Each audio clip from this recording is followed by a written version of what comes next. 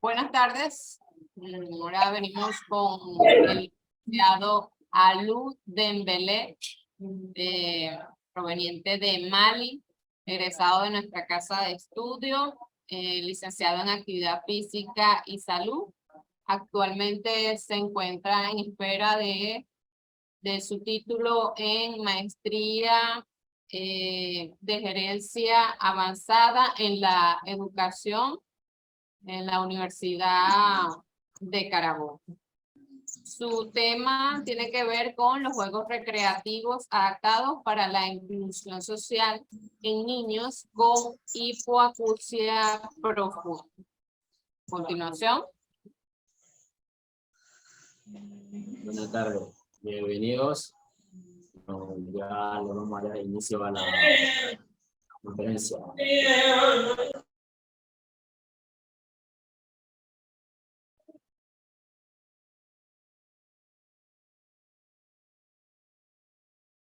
Realmente darle muchas gracias a Dios por permitirnos este bendecido día.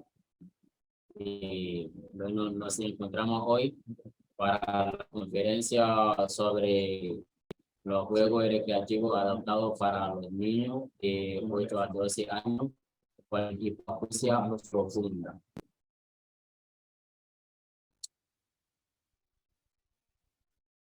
Primeramente, ¿qué es una discapacidad auditiva o una hipoacusia?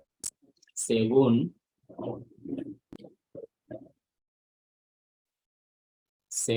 la Organización Mundial de la Salud, OMS, en el año 2017, una persona sufre pérdida de audición cuando no es capaz de oír tan bien como una persona cuyo sentido del oído es normal. Es decir, cuyo umbral de audición en ambos oídos es igual o superior a 25 decibelios. Ok, ¿qué quiere decir esto? Una persona que no sea capaz de escuchar los sonidos suaves menor a 25 decibelios sufre de una pérdida de audición.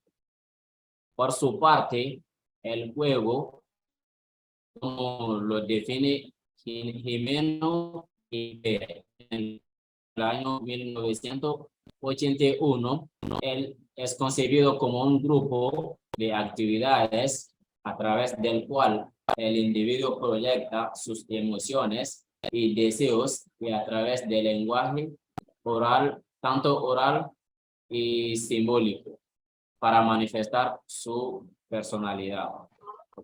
¿Qué se entiende por un juego? Es un grupo de actividades donde tanto los niños, también los adultos pueden involucrarse para desenvolverse con su compañero, y puede ser en cualquier lugar, puede ser en cualquier tiempo, puede ser tiempo de libre, tiempo de ocio y tiempo de descanso. El juego recreativo, de acuerdo a Abreu, en el año 2005, los juegos recreativos son un conjunto de acciones utilizadas para diversión y su finalidad principal consiste en lograr disfrutar de quien lo ejecute. Un juego recreativo siempre tiene que ser integrador, siempre tiene que ser incluyente, como la palabra recreación lo indica. La recreación tiene que ser incluyente y no excluyente. ¿Por qué? Porque la recreación busca a involucrar, a incluir personas en el entorno que lo rodea, bien sea en su familia, en la escuela, en la comunidad, en donde sea, en el entorno que lo rodea. Por lo tanto, el juego recreativo es incluyente y no puede ser excluyente. Por último, la recreación, según Pere Aldo, es una disciplina que tiene el propósito de utilizar primeramente las horas de descanso o tiempo libre o tiempo de ocio para que el hombre, el niño, aumente su valor como un ser humano y como miembro de la comunidad. La recreación, como aquí en el concepto, como lo señala, mayormente se realiza en tiempo de descanso. Cuando la persona se desocupe o no tiene otras obligaciones, bueno, para disfrutar ese tiempo libre, ese tiempo de ocio, mayormente lo usamos para recrearnos. Puede ser los niños, que generalmente a los niños le favorece bastante, ya que la recreación juega un papel muy importante en el desarrollo de los niños, tanto en la escuela, en la familia, como en la comunidad. Por lo tanto, esa parte de la recreación no lo podemos pasar por alto, ya que es muy importante en la vida de un niño.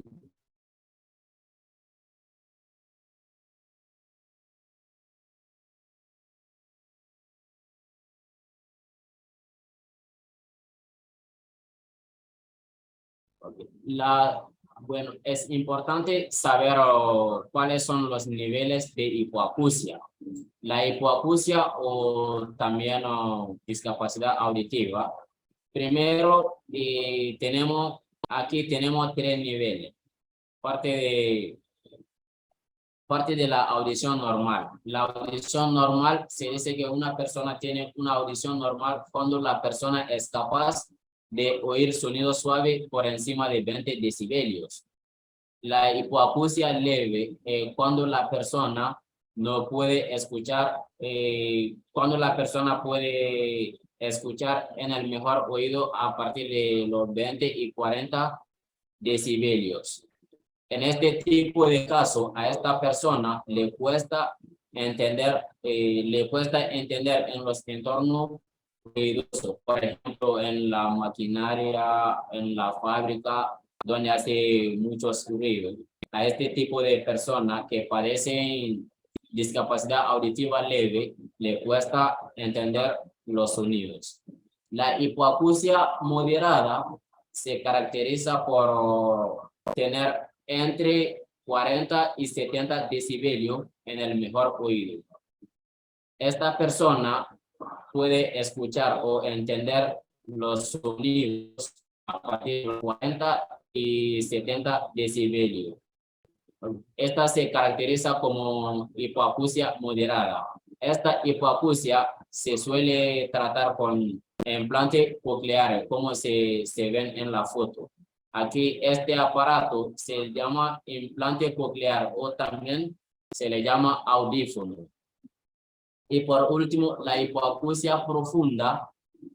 Este tipo de caso, el paciente no suele percibir sonidos, porque ya que tiene que percibir sonido a partir de los 90 decibelios. En este caso, le cuesta percibir sonido. Ellos generalmente dependen de los implantes cocleares, como se puede apreciar en la foto.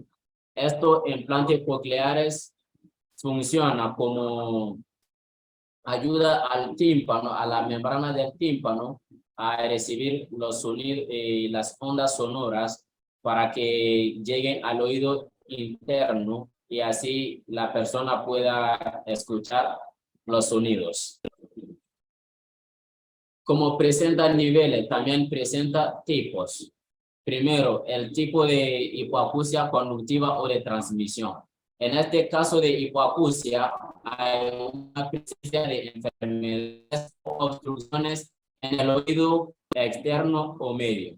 En este caso, cuando hay obstrucciones por objeto extraño o por lesiones que impida las ondas sonoras al llegar al oído interno, ya que el oído externo o el oído medio se encuentra lesionada o obstruido, entonces las ondas sonoras no pueden llegar directamente al oído interno, lo que dificulta que la persona no puede percibir sonidos como debería, como tiene que ser. Por su parte, la hipoacusia neurosensorial o de percepción. En este tipo de hipoacusia hay una lesión en el oído interno o el nervio auditivo. Cuando el nervio auditivo se encuentra dañado o lesionado, la persona no puede percibir sonidos, porque a partir del oído, a partir del nervio auditivo, que las ondas sonoras pasan. Primero pasa por el oído externo, luego por el oído medio, pero por intermedio del nervio auditivo. En caso de que el nervio interno y el nervio auditivo y el oído interno estén lesionados o dañados, la persona no puede percibir sonidos. Ok, en cuanto a la hipoacusia mixta, se dice a una persona que sufre de hipoacusia mixta cuando sufre de las dos hipoacusias anterior mencionadas. En estos casos, existe pérdida conductiva y sensoriales. La presbiacusia, en cuanto a la presbiacusia, este tipo de hipoacusia o sordera se relaciona con la edad. Ya como se puede observar aquí en esta imagen, aquí vemos una persona ya adulta, un señor mayor. Ok, esta se caracteriza por la pérdida progresiva de la audición. O aquí en este hipoacusia, en esta hipoacusia hay un daño progresivo en el nervio auditivo, como lo acabo de mencionar aquí arriba. Y por último, la hipoacusia central o total. A este hipoacusia también se le denomina sofosis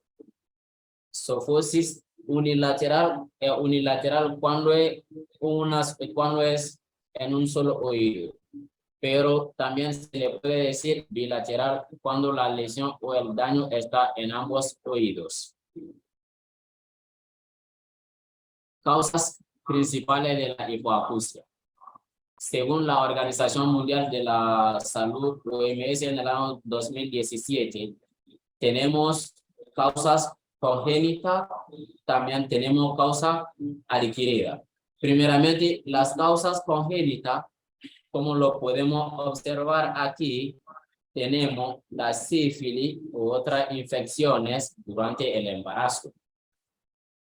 Tenemos complicaciones durante el embarazo y el parto. Cuando la persona o la mujer embarazada presenta sífilis, que son tipo de infecciones, esto en el momento de embarazo puede afectar al bebé. Y por ende, el recién nacido puede nacer con problema en el oído. También tenemos asfixia del parto. Eso, asfixia del parto quiere decir falta de oxígeno en el momento del parto. Eso es un problema muy grave, ya que puede traer o puede ocasionar la deficiencia auditiva. También puede ocasionar otra patología más que no sea la deficiencia auditiva. También tenemos la rubéola materna, que también es una causa que puede ocasionar también la deficiencia auditiva. Y el bajo peso al nacer. Y por último, el uso inadecuado de medicamentos, como medicamento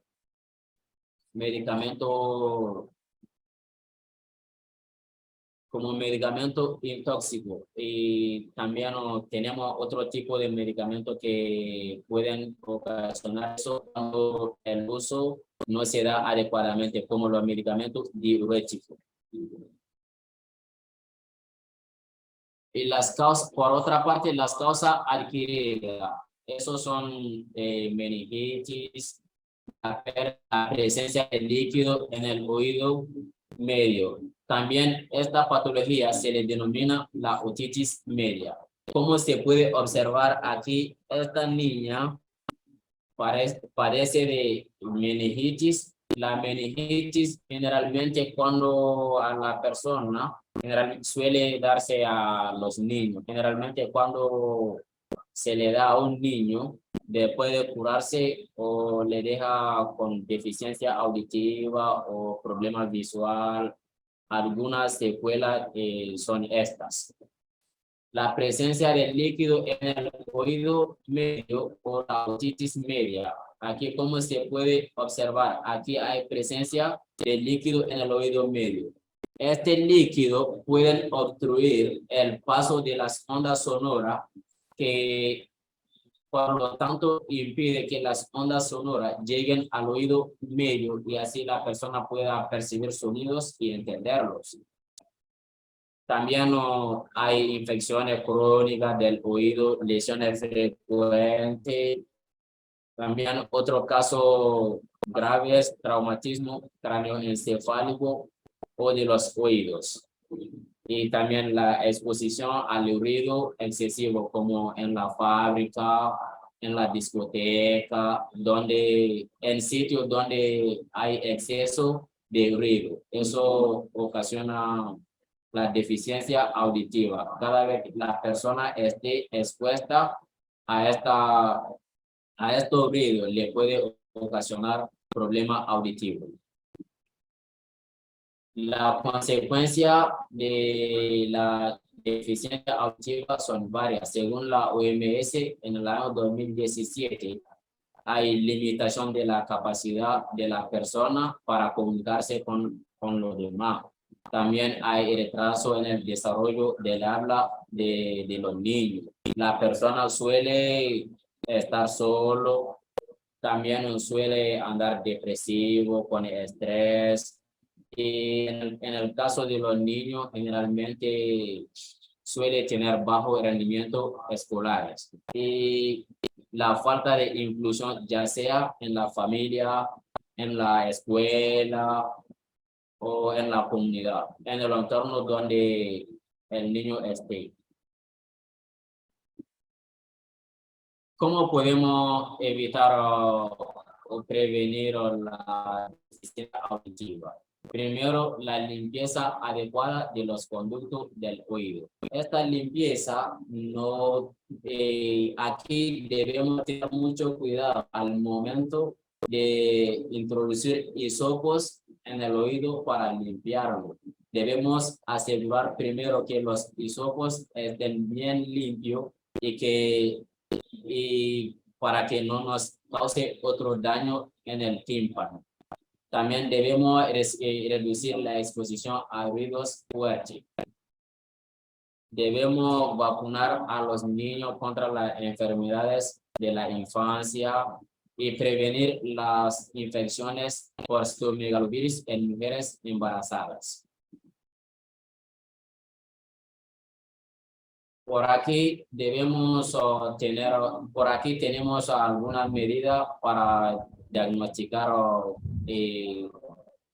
si la persona padece de discapacidad auditiva o deficiencia auditiva, y también podemos saber la magnitud en que se encuentra la deficiencia auditiva por medio de la audiometría.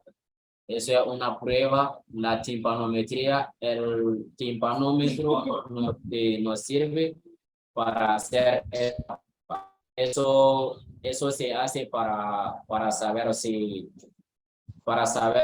el nivel de vibración del tímpano y para saber en qué intensidad el tímpano vive para enviar ondas sonoras al oído interno.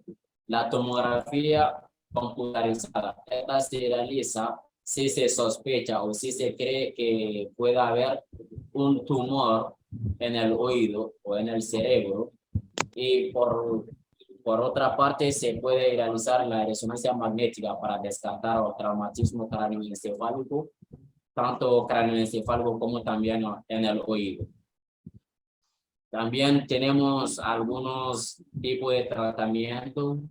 Generalmente, la deficiencia auditiva se suele responder a tratamientos. Algunos de esos tratamientos son soluciones quirúrgicas y también implantes cocleares. Ok, en esta lámina debemos saber cuál es la importancia del juego en la inclusión social de niños con discapacidad auditiva o deficiencia auditiva.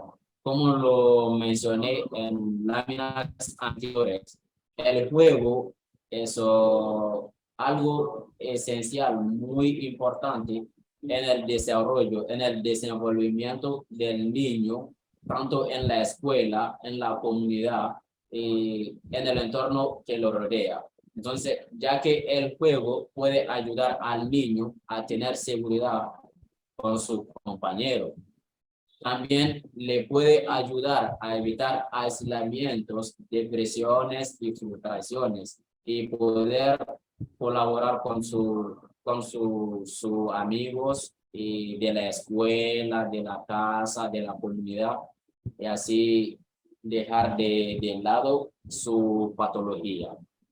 También es un factor muy elemental, muy importante para que el niño se desenvuelva mejor en las actividades escolares. Porque el niño, al padecer de esta condición, suele aislarse, suele frustrarse, no colabora con los demás niños, le da miedo a acercarse a lo adulto, a su propio compañero, los niños mismos. Entonces, es algo que le puede afectar bastante, tanto física como psicológica también. Bueno, otra cosa para que los niños se puedan lograr esta importancia del juego en las escuelas donde asisten los niños con deficiencia auditiva, en estas escuelas debe haber profesionales capacitados para atender a esta condición, ya que todo el mundo no puede y tampoco deben trabajar con estos niños, porque ellos necesitan un cuidado, una atención especial, no puede ser la misma que los demás niños que nos presenta esta condición. Hay que tener mucho en cuenta esa parte. Bueno, sin más que decir, hasta aquí llega esta presentación. Cualquier pregunta, dudas, gracias.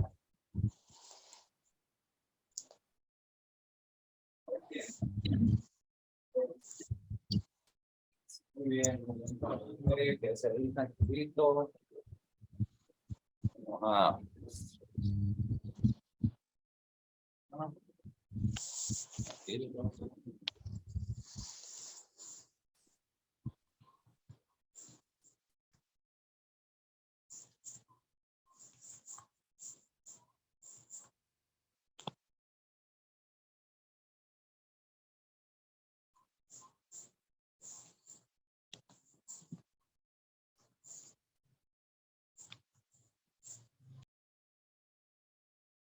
ahora.